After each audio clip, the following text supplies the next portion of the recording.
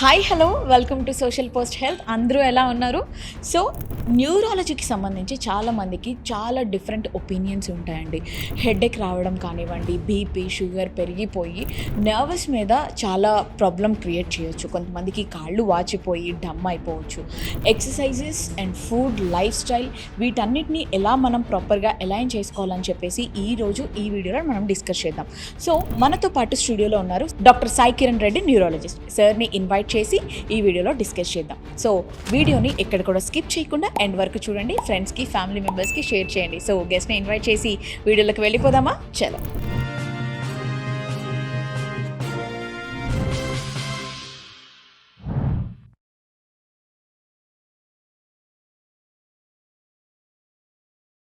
Hello అండి, సాయి కిరణ్ గారు ఎలా ఉన్నారు సార్?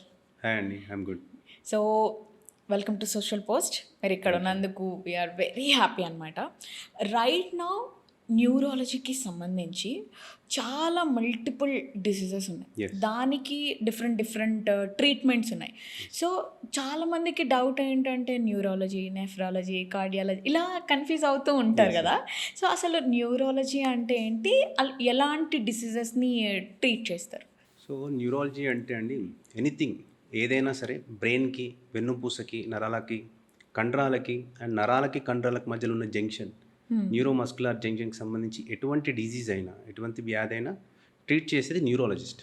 సో న్యూరాలజీ పరిధిలో బ్రెయిన్కి సంబంధించిన స్ట్రోక్ అయినవ్వండి, ఫిట్స్, ఇంకా ఈత స్పైనల్ కార్డ్కి సంబంధించిన లాంగ్ ఎక్స్టెన్సివ్ ట్రాన్స్ఫర్ స్మైలైటిస్ కానివ్వండి, లేదంటే డిస్క్ రాడికులోపతీస్, స్పాండలోసిస్, నరాలకు సంబంధించి డయాబెటిక్ న్యూరోపతి కానివ్వండి, లేదంటే జీబీఎస్, మజిల్ సంబంధించి మయోపతీస్, న్యూరోమస్కులర్ జంక్షన్కి సంబంధించి మ్యాస్థీనియా గ్రేవిస్, ఇలాంటి రకరకాల వ్యాధులను ట్రీట్ చేస్తారు న్యూరాలజిస్ట్.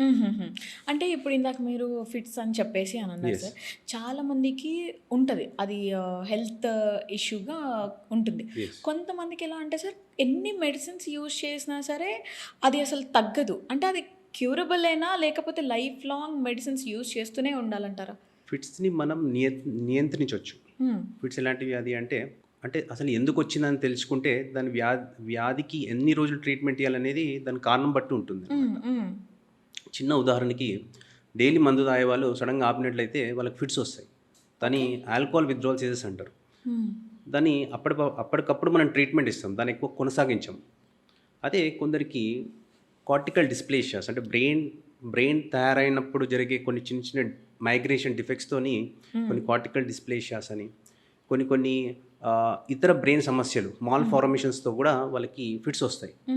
దానికి మనం మల్టిపుల్ మెడికేషన్స్ ట్రై చేస్తుంటాం. ఒకవేళ తగ్గకపోతే దానికి మనం సర్జరీకి కూడా కన్సిడర్ చేస్తాం, ఒకవేళ తను ఫిట్ అయినట్టయితే. ఇంకోటి ఇడియోపాథిక్ జనరలైజ్డ్ ఎపిలెప్సీ అని ఉంటుంది. ఓకే. అది జెనెటిక్ జనరలైజ్డ్ ఎపిలెప్సీ అంటే జెనెటిక్ ద్వారా వచ్చేది. సో అలాంటి దాన్ని మనము మల్టిపుల్ మెడికేషన్స్ ద్వారా నియంత్రించడానికి ప్రయత్నం చేస్తాం. ఓకే. ఒకవేళ టాబ్లెట్స్ కరెక్ట్ టైంకి వేసుకొని వాళ్ళ లైఫ్ స్టైల్ వాళ్ళు చేంజ్ చేసుకున్నట్లయితే చాలా మటుకు ఫిట్స్ని మనం నియంత్రించవచ్చు. ఓకే.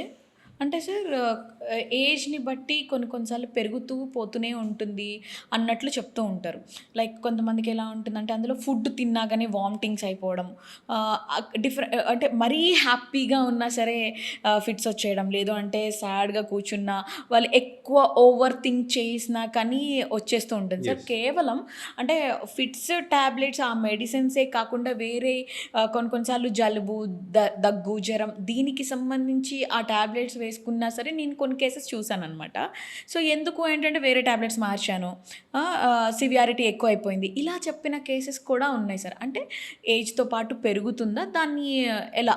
ఫిట్స్ ఏజ్తో పాటు పెరగడం కన్నా అంటే ప్రతి ఫిట్స్కి ఒకటి ఏజ్ ఆఫ్ ఆన్సెట్ అని ఉంటుంది. ఓకే. కొన్ని ఫిట్స్ చిన్నప్పుడు వస్తాయి, వాళ్ళు అడోలసెంట్స్ కాగానే వెళ్ళిపోతాయి.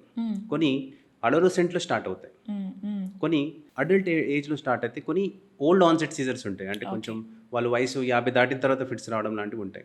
సో ఇది ఖచ్చితంగా వయసు పెరిగే కొద్దీ పెరుగుతాయని చెప్పడం కన్నా క్లియర్గా లైఫ్ స్టైల్స్ మనం మోడిఫై చేసినట్లయితే, టైంకి తినడం, టైంకి పడుకోవడం, ఆల్కహాల్ స్మోకింగ్కి దూరంగా ఉండడం, ఇలిసిట్ సబ్స్టెన్సెస్కి దూరంగా ఉన్నట్లయితే అండ్ దాని మీద మనం కరెక్ట్గా మెడికేషన్స్ వాడినట్లయితే చాలా మటుకు నియంత్రించవచ్చు.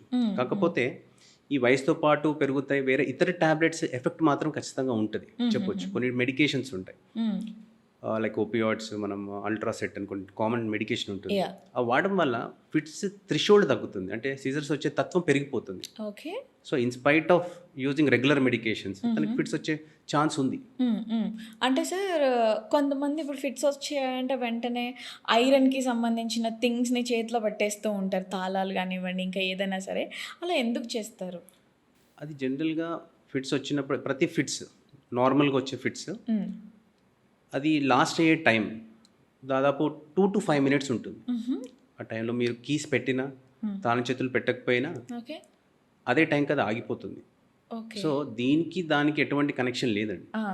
ఇది ఏంటంటే కొంచెం ముందు నుంచి వాళ్ళు చూడడము, అదే వాళ్ళు ప్రాక్టీస్లో పెట్టడం లాంటివి ఉంటుంటాయి, కానీ దానికి ఫిట్స్ ఆగిపోవడానికి ఎటువంటి సంబంధం లేదు.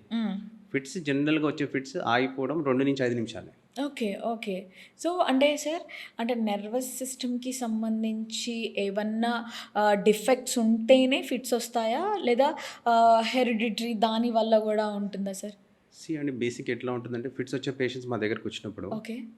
వాళ్ళకి రొటీన్గా ఎంఆర్ఐ బ్రెయిన్ ఎపిలెప్సీ ప్రోటోకాల్ తీస్తుంటాం, ఈజీ టెస్ట్ చేస్తూ ఉంటాం, అది కాకుండా మిగతా బ్లడ్ వర్కప్ కూడా చేస్తాం. ఎప్పుడైతే అది చేసినప్పుడు దాదాపు 100లో 80% ఆఫ్ దెమ్కి అన్నీ నార్మల్గానే ఉంటాయి. ఎందుకంటే ఫిట్స్ రావడానికి కారణం ఖచ్చితంగా బ్రెయిన్లో స్ట్రక్చరల్ అబ్నార్మాలిటీ ఉంటేనే ఫిట్స్ వస్తాయి. ఈజీలో తేడా ఉండాల్సిందే అంటే అది కుదరదు. ఓకే. చాలామంది అంటూ ఉంటారు, మేము ట్రీట్మెంట్ ఇచ్చిన తర్వాత, మేము అన్ని టెస్ట్ చేయించిన తర్వాత, సార్ మీరు ఇన్ని పరీక్షలు చేయించారు, మరి మాకు ఏం సమస్య మీరు చెప్పట్లేదు, అన్ని నార్మల్ అంటున్నారు, మరి ఫిట్స్ ఎందుకు వస్తున్నాయని వాళ్ళు కూడా అడుగుతుంటారు. ఓకే. ఇది ఈజీ అనేది మనము జనరల్గా వైర్ చిన్న ఎలక్ట్రోడ్స్ పెట్టి మనం స్కాల్ప్ మీద పెట్టి రికార్డ్ చేస్తుంటాం అనమాట. సో అవి డీపర్ లేయర్ నుంచి వచ్చే ఫిట్స్ని పట్టుకోలేకపోవచ్చు. అది ఓన్లీ సర్ఫేస్ రికార్డింగ్స్ క్లియర్గా చెప్తుంటుంది అనమాట. డీపర్ లేయర్స్ నుంచి వచ్చే ఎపిలెప్టిక్ ఫోకైని అది కనిపెట్టకపోవచ్చు. ఓకే. ఎంఆర్ఐ బ్రెయిన్లో ప్రతిసారి ఏదో ఒక అబ్నార్మాలిటీ ఉండాలని మనం ఎక్స్పెక్ట్ చేయలేం. Okay. So genetic generalised epilepsies అని ఉంటాయి, దాంట్లో ఈజ్ బాగా యూస్ఫుల్ అండి. దాంట్లో మనకు తెలిసిపోతుంది ఆ డిశ్చార్జ్ని బట్టి మనం అది ఆ టైప్ అని చెప్పొచ్చు. సో వాళ్ళకి ఎంఆర్ఐ బ్రెయిన్లో ఏం పెద్ద అబ్నార్మాలిటీస్ ఉండకపోవచ్చు. Of course secondary idiopathic generalise ఎపిలెప్సీలో ఉండొచ్చు, but it's not that fits ఉన్న ప్రతి ఒక్కరికి ఏదో ఒకటి ఉండాలి. టెస్ట్లు అన్నీ నార్మల్ ఉండి కూడా ఫిట్స్ రావచ్చు. ఓకే. ఓకే. అంటే ఇందాక మాట్లాడుకున్నట్లు ఏజ్కి అసలు ఈ మధ్యకాలంలో సంబంధం లేదు సార్. ఈ స్ట్రోక్స్ అనేవి యంగర్ ఏజ్లో కూడా మొదలవుతున్నాయి అన్నమాట. అంటే మరీ ఓల్డ్ ఏజ్ అంటే పర్వాలేదు, ఏజ్ని బట్టి వచ్చింది అని అనుకోవచ్చు సార్. చిన్నపిల్లల్లో, యంగ్స్టర్స్లో కూడా ఇవి మనం చూస్తున్నాం. అంటే ఎందుకు సార్ అంత ఎర్లీ స్టేజ్లోనే స్ట్రోక్స్ ఎందుకు వస్తున్నాయి అంటారు? ఎందుకంటే ఇప్పుడు డయాబెటీస్ అండ్ హైపర్ టెన్షన్ కూడా ఎర్లీ ఏజెస్లో స్టార్ట్ అవుతుంది. అవును. ఫిసి ఒక ఎండోక్రైనాలజీ ఓపీకి వెళ్ళి చూస్తే most of them are in 30s to 40s ఆ ఏజ్లోనే ఉన్నారు.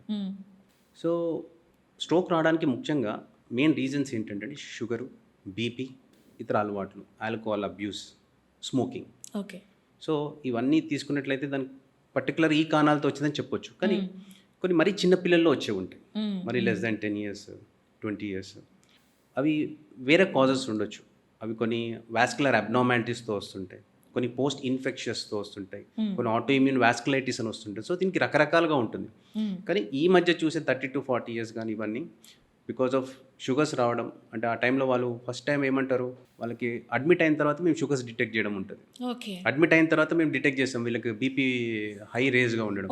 సో వాళ్ళు ముందు చూసుకొని ఉండరు, ఎందుకంటే వాళ్ళకి ఏం సిమ్టమ్స్ ఉండవు. So end organ damage, stroke కానివ్వండి, హార్ట్ అటాక్ కానివ్వండి, అవి వచ్చిన తర్వాత వాళ్ళు తెలుసుకుంటారు, అరే వీళ్ళు ఇవి నాకు ముందే ఉన్నాయని వాళ్ళు తెలుసుకుంటారు.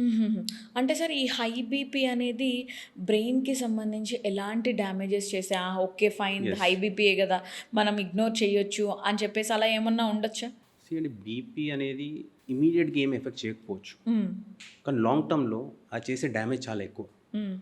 ఈరోజు నాకు బీపీ కొందరు అంటూ ఉంటారు పేషెంట్స్, సార్ నాకు 170 సార్, అది నార్మలే, ముందు నుంచైనా మాకు 170 ఉంటుంది అందరికి ఇంట్లో అంటారు. కానీ 170 బీపీ ఏదైతే ఉందో సిస్టోలిక్, అది బ్రెయిన్లో ఆ ఎండోథీలియంని కంటిన్యూస్గా డ్యామేజ్ చేస్తూ ఉంటుంది. ఆ వెజల్స్లో ఉండే మజిల్ అనేది కంటిన్యూస్గా ప్రొలిఫరేట్ అవ్వడము, దాన్ని నారో ఆ బ్లడ్ వెజల్ని మొత్తం మూసుకుపోయేటట్టు చేస్తుంది. దీనివల్ల రక్త సరఫరా ఆగిపోయి స్ట్రోక్స్ రావడం, దీన్ని ఇస్కిమిక్ స్ట్రోక్స్ అంటాం. రెండోది హెమరేజిక్ స్ట్రోక్స్ అంటాం. ఒకసారి బీపీ 170 ఉండి సడన్గా 200 220 అయ్యేసరికి చిన్న చిన్న రక్తనాళాలు చితికి అక్కడ బ్లీడింగ్ అవ్వడం, ఆ బ్లీడింగ్ అవ్వడం వల్ల కూడా స్ట్రోక్స్ వస్తుంటాయి. కొన్నిసార్లు ఉన్నటువంటి సడన్గా బీపీ పెరగడం వల్ల ఆ వాసోజెనిక్ ఎడిమా డెవలప్ అవుతుంది. విపరీతమైన హెడేక్తో వస్తారు, వామిటింగ్స్తో వస్తారు, చూపు మందగించి వస్తుంటారు, ఆల్టర్డ్ మెంటల్ స్టేటస్, మన సోయిలో ఉండరు ఆ టైంలో, అలాంటి స్టేట్లో కూడా వస్తుంటారు. స్ట్రెస్ అంటాం దీన్ని యూజువల్లీ. సో ఇలా రకరకాల బీపీ వల్ల రకరకాల సమస్యలు రావచ్చు బ్రెయిన్కి సంబంధించి. ఓకే. ఇప్పుడు బీపీయే కాకుండా షుగర్ కూడా కొంతమందికి కంట్రోల్‌లో ఉండదు సార్. కొంతమంది ఓకే ఫుడ్స్, Yes. ఎక్సర్‌సైజెస్ చేస్తూ కంట్రోల్‌లో పెట్టుకుంటూ ఉంటారు. Yes. ఈ షుగర్ ఒకవేళ ఎక్కువైపోయింది అని అంటే అది నరాలకి సంబంధించి ఎలా ఎఫెక్ట్ చూపిస్తుంది? ఇంకా దాన్ని మనం కంట్రోల్ చేయలేమా? ఆ సిమ్టమ్స్‌ని ఎలా ఐడెంటిఫై చేయాలి మనం? యూజువల్గా షుగర్ స్టార్టింగ్ స్టేజ్లో ఉన్నప్పుడు చాలామంది హ్మ్. పాదాలకి మంటలు రావడం, తిమ్మిళ్ళు రావడం లాంటివి చేస్తుంటారు. ఎందుకంటే ఫస్ట్ ఒకసారి స్మాల్ ఫైబర్తో స్టార్ట్ అవ్వచ్చు. అంటే రెండు రకాల నర్వ్స్ ఉంటాయి, large fibre and small fibre. Small fibre effect అయినప్పుడు ఈ విధంగా మంటలు అనేవి వాళ్ళు చాలా సాధారణంగా మేము చూస్తూ ఉంటాం. ఇంకొకటి పెద్ద నరాలు ఎఫెక్ట్ అయినప్పుడు, కాలికి సంబంధించి, చేతులకు సంబంధించి తిమ్మిర్లు, క్రాంప్స్, పిక్కలు పట్టేయడము, ఇలాంటివి చూస్తూ ఉంటాం. ఓకే. సో ఆఖరి దశలో వీక్నెస్ అనేది డెవలప్ అవుతుంది. ఎక్కువ టోస్కి, బొట్న వేలికి, వీటికి వీక్నెస్ డెవలప్ అవుతుంది. సో ఇలా షుగరు కేవలం ఈ నరాలనే కాకుండా ఈవెన్ కంటి చూపు నరాలను కూడా అది డ్యామేజ్ చేయవచ్చు.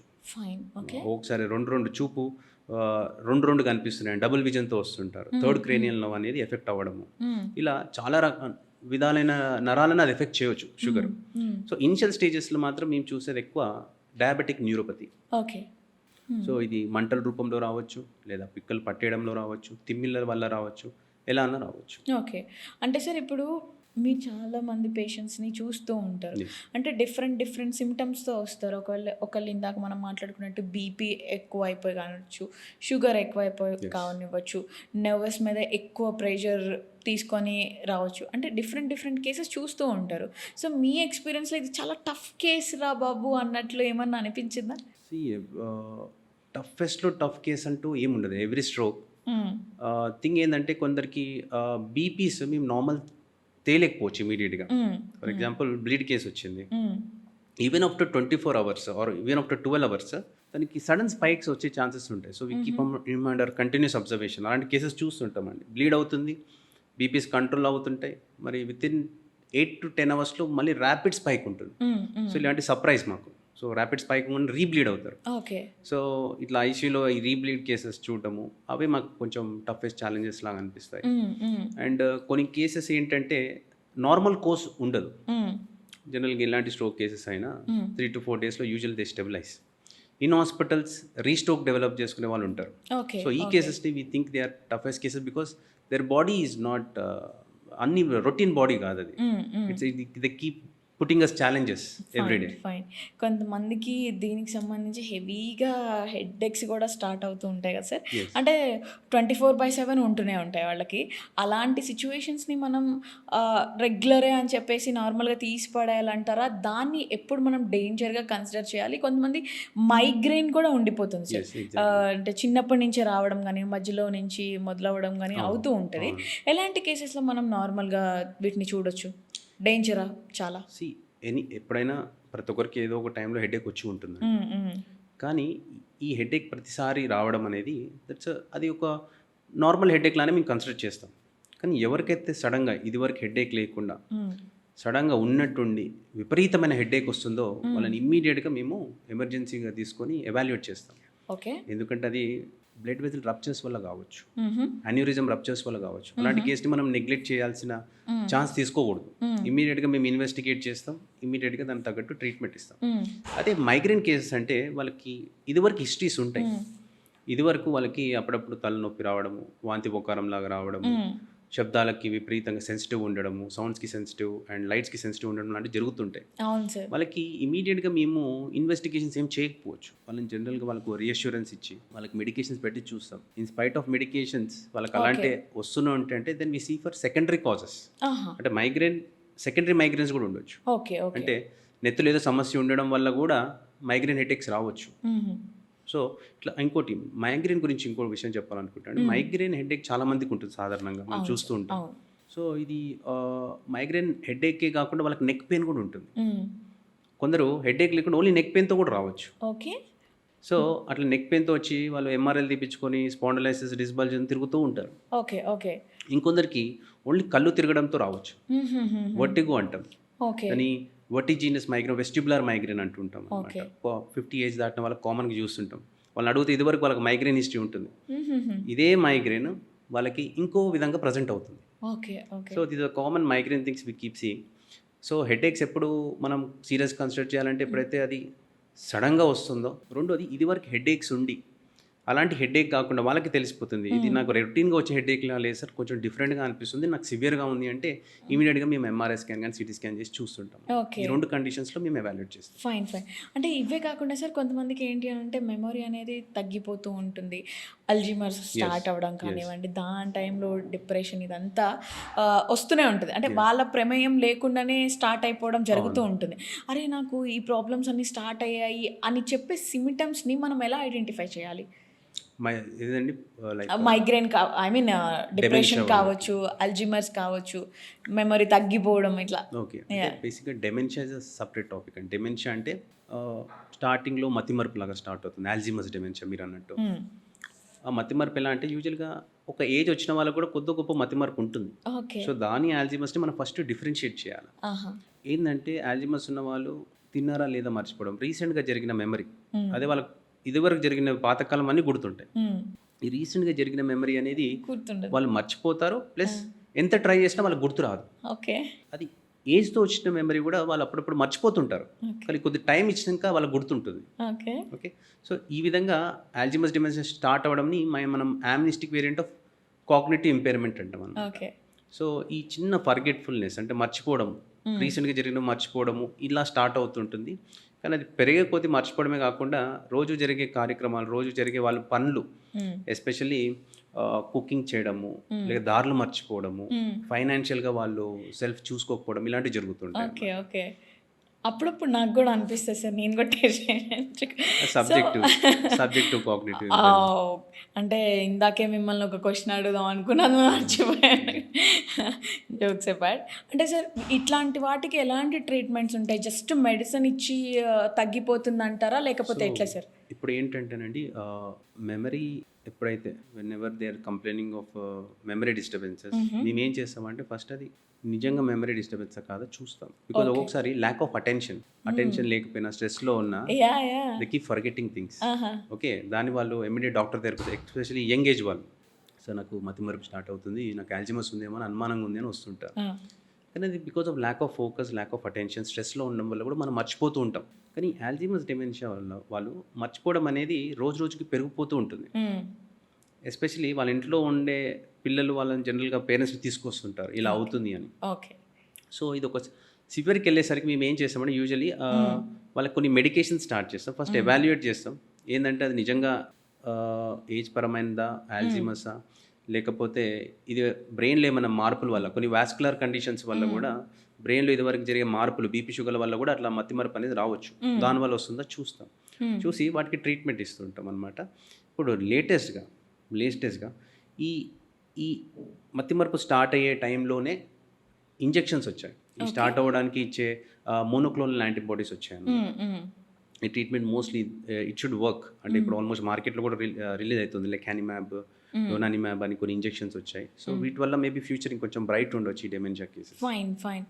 అంటే సార్ ఇప్పుడు అంటే చాలామంది చిన్నప్పటి నుంచి అసలు వాళ్ళకి మెమొరీ అనేది కూడా ఉండదు.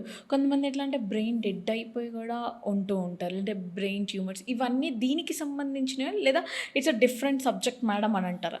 చిన్నప్పుడు ఉన్నవన్నీ డిఫరెంట్ అండి. ఇది మనకి ఈ డెమెన్షియా వచ్చేసరికి వాళ్ళు నార్మల్ లైఫ్లో ఉండి ఒక ఏజ్ వచ్చేసరికి ఇలా అవుతుంటారు.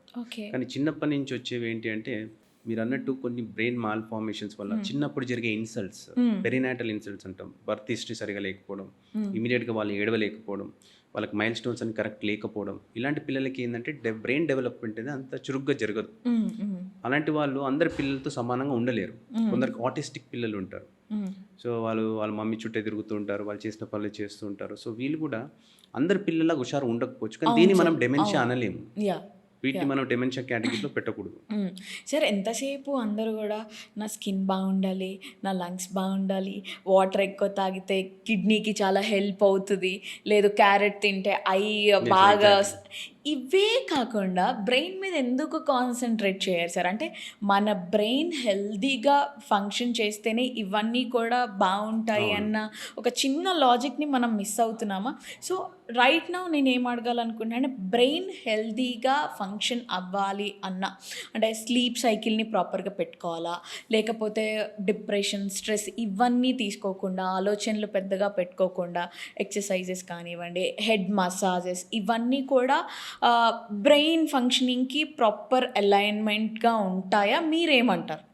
బ్రెయిన్ హెల్తీగా ఉండాలంటే బేసిక్గా ఏం చేయాలంటే ఫస్ట్ థింగ్ మనం డిసిప్లిన్గా ఉండాలి. లైఫ్ స్టైల్ చాలా డిసిప్లిన్గా ఉండాలి. హ్మ్. హ్మ్. First thing is adequate hydration అండి. మీరు అన్నట్టు not just for skin and kidneys, yeah!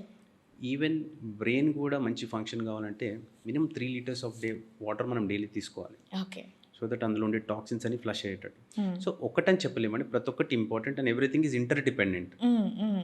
మీరు అన్నట్టు యాంగ్జైటీ, స్ట్రెస్ ఇవి ఉంటే ఏమవుతుంది? స్లీప్ ఉండదు. యాహ్! స్లీప్లోనే మన గ్లింఫాటిక్స్ అంటే మన బ్రెయిన్లో ఉండే అమైలాయిడ్ అని, టౌ అని కొన్ని చెత్త పదార్థాలు వెళ్ళిపోయే స్లీప్లోనే. ఓకే. ఓకే. అది కూడా డీప్ స్లీప్లోనే. ఆ డీప్ స్లీప్ మనం అటెండ్ కావాలంటే ఫస్ట్ మనం టైంకి పడుకోవాలి. హ్మ్. మనం టైంకి పడుకోవాలంటే ఫోన్ మనకు దూరంగా ఉండాలి. అట్లీస్ట్ 1-2 అది అవర్స్. అవ్వదు సార్ మాకు. అట్లీస్ట్ అట్లీస్ట్ 1-2 అవర్స్ మనం ఆ! స్లీప్‌ని ఫోన్‌ని దూరంగా పెట్టాల్సొస్తది. ఎందుకంటే హ్మ్. అందులో నుంచి వచ్చే short wave length blue light హ్మ్. అనేది మన మెలటోనిన్ సప్రెస్ చేస్తది. ఓకే. మన బాడీకి నైట్ అని తెలీదు. సో, పడుకోవాలంటే ఇమ్మీడియేట్‌గా నిద్ర పట్టదు. మళ్ళీ హ్మ్. ఫోన్ హ్మ్. తీస్తాం. మళ్ళీ స్క్రోల్ చేస్తాం. హ్మ్. ఆ స్క్రోల్ చేయడం వల్ల అటెన్షన్ తగ్గుతది. హ్మ్.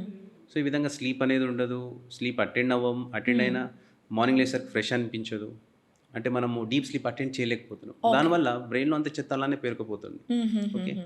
అండ్ సైన్స్ ఆఫ్ హైడ్రేషన్ కూడా మనకు చాలా ఇంపార్టెంట్. హ్మ్. హ్మ్. మనం డీహైడ్రేటెడ్‌గా ఉన్నాము అంటే it will trigger even migraine headaches. Very common. Okay. Okay. Migraine హెడేక్స్‌తో వస్తుంటారు. ఫీవర్ వచ్చినప్పుడు వస్తుంది. Because they are dehydrated. Hmm. Hmm. ఎండాకాలంలో వస్తుంది. Because they are dehydrated. Water తాగని ఏ టైంలోనే వస్తారు. సో, అట్లీస్ట్ మనం 3 లీటర్స్ ఆఫ్ వాటర్ తాగాలి. హుహు. లైఫ్ స్టైల్ మోడిఫికేషన్స్ చేసుకోవాలి. అండ్ హెల్తీ ఫుడ్ కూడా ఇంపార్టెంట్. లైక్ నట్స్ కానీ, బెర్రీస్ కానివ్వండి, ఫిష్ డైలీ ట్వైస్ తీసుకోవచ్చు. బికాజ్ దానిలో ఒమేగా 3 ఫ్యాటీ యాసిడ్స్ ఉంటాయి. సో నట్స్, వాల్నట్స్ కానివ్వండి, బెర్రీస్, బ్లూబెర్రీస్, బ్లాక్ బెర్రీస్ ఇలా మనం రొటీన్‌గా ఎవ్రీథింగ్. యాహ్! తీసుకుంటూ ఉండొచ్చు. అంటే సార్ ఇప్పుడు మీరన్నారు బ్లూ లైట్ అని చెప్పేసి యెస్. అన్నారు. అంటే రూమ్ మనం పడుకునేటప్పుడు గూడా వార్మ్ లైట్స్‌ని ఎక్కువ ప్రిఫర్ చేయడం బెటరా? అసలు లైటే వద్దు మేడం ఏదో చిన్నగా ఉంటే సరిపోతుంది. అది కూడా బ్రెయిన్‌కి మార్నింగ్ వరకు ఉంటుంది కాబట్టి అవి కూడా ఎఫెక్ట్ అవుతాయా? దానికి సంబంధించి అలా ఏమన్నా ఉంటాయా సార్? రెగ్యులర్ లైట్స్‌తో ఏం కాదండి. ఓకే. బట్ ఎస్పెషల్లీ మనం ఫోన్ యూజ్ చేసినప్పుడు వచ్చే బ్లూ లైట్, హుహుహు. Short wave length blue light అది ఏం చేస్తుందంటే మన బ్రెయిన్‌లో సూప్రాకియాస్మాటిక్ న్యూక్లియస్ అని ఉంటుంది. ఓకే. అది మన బ్రెయిన్‌లో ఒక విధమైన స్లీపింగ్ క్లాక్ లాంటిది. ఓకే. ఓకే. ఓకే. సో, మనం అది ఇయడం ద్వారా ఏమైతుందంటే that is responsible for melatonin production. దానివల్లే మనకు మెలటోనిన్ వస్తుంది. మెలటోనిన్ వస్తుందంటే బాడీకి ఇంటర్నల్‌గా క్లాక్ ఏం చెప్తుందంటే ఇది నైట్ అయింది. ఇది నువ్వు పడుకునే టైం మీరు పడుకోవాలని చెప్తుందనమాట. ఫైన్. ఫైన్. So, fine. కంటిన్యూస్‌గా ఫోన్ యూజ్ చేయడం వల్ల ఏమవుతుందంటే హ్మ్. ఆ మెలటోనిన్ ఉండదు. హ్మ్. బాడీకి తెలీదు ఇది నైట్ పడుకోవాలని. హ్మ్. సో, దాన్ని మనం అలైన్‌లో పెట్టాలంటే అట్లీస్ట్ 1-2 అవర్స్ మనం ఫోన్‌ని దూరంగా పెట్టేసేయాలి. ఫైన్. ఫైన్. సో, అంటే పీపుల్‌లో ఎలా అంటే సార్ న్యూరాలజీకి సంబంధించి డిఫరెంట్ డిఫరెంట్ ఒపీనియన్స్ ఉన్నాయి. సో, మన లైఫ్‌ని ప్రాపర్‌గా పెట్టుకోవాలి, హెల్తీ వేలో ఉండాలి అనంటే మీరు ఇచ్చే మెసేజ్ ఏంటి సార్ వాళ్ళకి? ఓకే. బ్రెయిన్ హెల్త్ కోసమా మీరనేది? యెస్. బ్రెయిన్ హెల్తీగా ఉండాలి అంటే ఇప్పుడున్న జనరేషన్‌లో వాట్ ఐమ్ హ్మ్. టాకింగ్ అబౌట్ అంటే మన life style is very important. హ్మ్. ఇదివరకు నేను చెప్పినట్టు హ్మ్. అడిక్వేట్ హైడ్రేషన్, ఈట్ కొంతమంది హెల్తీ. భయంతో గూడా ఉన్నారు సార్. అంటే డిఫరెంట్ డిఫరెంట్ ఒపీనియన్స్‌తో గూడా ఉన్నారు. ఆ సబ్జెక్ట్‌కి సంబంధించి. ఇది చేస్తే అదయిపోద్దేమో, అది చేస్తే ఇదయిపోద్దేమో, మాకు సర్జరీస్ ఒద్దు, ట్రీట్మెంట్స్ ఒద్దు, టాబ్లెట్స్ ఒద్దు, ఇలా కూడా ఉన్నారు. సో, అవన్నీ అపోహలన్నీ పక్కన పెట్టి ఉండాలి అనంటే మీరిచ్చే మెసేజ్ ఏంటి వాళ్ళకి? అపోహలు పెట్టుకోవద్దని yeah! That is what my message. Yeah! Yeah! అపోహలు పెట్టుకోవడము, ఇది తీసుకుంటే ఏమైతదో, అది తీసుకుంటే అనేది బిగ్గెస్ట్ డిసీజ్. హ్మ్. అదే anxiety, health related anxiety. Okay. రోజు చాలా మందిని చూస్తుంటానండి హెల్త్ రిలేటెడ్ యాంగ్జైటీతోని. యాహ్! అసలైన ప్రాబ్లమ్ ఏమి ఉండదు. ఆహా! అన్నీ బాగానే ఉంటాయి వాళ్ళకి. మీరేం జేస్తారన్న భయంతో వస్తారా? మెషినరీస్ గానివ్వండి అది. వాళ్ళకేమైపోతుందనో ఆ! భయం. ఆ! వీడియోస్ చూస్తారు ఇన్‌స్టాగ్రామ్‌లో. అది యాహ్! తిన్నాం సార్, ఇది తిన్నాం అని వెంబడే ఉరుక్కుంటూ వస్తారు. హ్మ్. నా ఫేస్ ఇక్కడ కొంచెం వంకరగా ఉంది, ఈ చేయి లావుగా ఉంది, ఈ చేయి సన్నగా ఉంది, ఈ తొడ లావుగా ఉంది, ఈ తొడ సన్నగా ఉంది. సో, ఇదంతా ఈ ఈ ఇల్నెస్ రిలేటెడ్ యాంగ్జైటీస్ ఎక్కువ అవుతున్నాయి. So don't stick on to one particular person. Yeah. మీరు you do your own study. కానీ lifestyle modifications are mandatory అండి ఇప్పుడున్న టైంలో. ఫోన్ని దూరం పెట్టాలి, టైంకి తినాలి, 3 liters of water per day. Substances, alcohol, smoking ఎంత దూరం ఉంటే అంత మంచిది. నువ్వు ఎన్ని చేసినా అవి తీసుకున్నావు అంటే బ్రెయిన్ హెల్త్ మళ్ళీ డ్యామేజ్ చేసిన వాళ్ళమే అవుతాం. రెగ్యులర్గా BP, sugar irrespective of age ఎప్పుడు ఆపర్చునిటీ దొరికితే అప్పుడు యాన్యువల్ బ్లడ్ చెకప్స్ చేయించుకోండి, బీపీస్ చెక్ చేయించుకోవచ్చు. సో ఇట్లా చేయడం ద్వారా మనము మన బ్రెయిన్ మనం కాపాడుకోవచ్చు. Main thing is anxiety. ఏమైపోతుందో, నేను బ్రెయిన్కి ఏది తింటే బెటరు, ఏది చేస్తే బెటర్ అనేది it will turn into an anxiety, health related anxiety. అదే డేంజర్ అండి ఇప్పుడున్న దాంట్లో. ఓకే. సో ఒకవేళ మిమ్మల్ని కలవాలి, మీతో మాట్లాడాలంటే మీ కాంటాక్ట్ ఎలా సార్? మీరు నేను మార్నింగ్ టైమ్స్లో 10 AM to 4 PM వరకు నేను కాచిగూడలో దహిక సూపర్ స్పెషాలిటీ హాస్పిటల్లో అవైలబుల్ ఉంటానండి. ఓకే. ఆ తర్వాత 4 PM to 9 PM వచ్చేసి నేను Mallas neuro clinic, Hastinapuram B N రెడ్డిలో నేను అవైలబుల్ ఉంటాను. ఫైన్. సో క్లినిక్ నెంబర్కి మీరు కాంటాక్ట్ అయ్యి అపాయింట్మెంట్స్ తీసుకోవచ్చు. Thank you so much sir. నాకు తెలిసి ఇంటర్వ్యూ తర్వాత ఇందాకన్నా కదా డిఫరెంట్ ఒపీనియన్స్ అని, మేబీ అవన్నీ అయిపోయి క్లియర్గా చెక్ చేయించుకోవడానికి వచ్చి హెల్త్ని ప్రాపర్గా అలైన్ చేసుకుంటారని అనుకుంటున్నాను sir. Thanks for your time sir. Thank you so much. So guys, చూసారు కదా, ఇది ఈ వీడియో. సో డాక్టర్ చెప్పింది ప్రతి ఒక్కటి పాటించండి, హెల్దీ లైఫ్ స్టైల్ని మీ సొంతం చేసుకోండి. ఇఫ్ ఇన్ కేస్ ఇవే కాకుండా ఇంకేమైనా డౌట్స్ ఉన్నాయి, సార్తో మీరు మాట్లాడాలి, సార్ని కలవాలంటే మాత్రం సార్కి సంబంధించిన డీటెయిల్స్ అన్నీ కూడా నేను స్క్రీన్ మీద ఇస్తాను విత్ కాంటాక్ట్ నెంబర్. ఒక్కసారి కాంటాక్ట్ చేసి మీకున్న ప్రాబ్లమ్స్ని డిస్కస్ చేయొచ్చు. సో ఇది ఇవాటి వీడియో. దిస్ ఇస్ వాసవి ఆచార్య. ఇంకొక గెస్ట్తో నేను మళ్ళీ మీ ముందుంటాను. అంతవరకు సైనింగ్ ఆఫ్.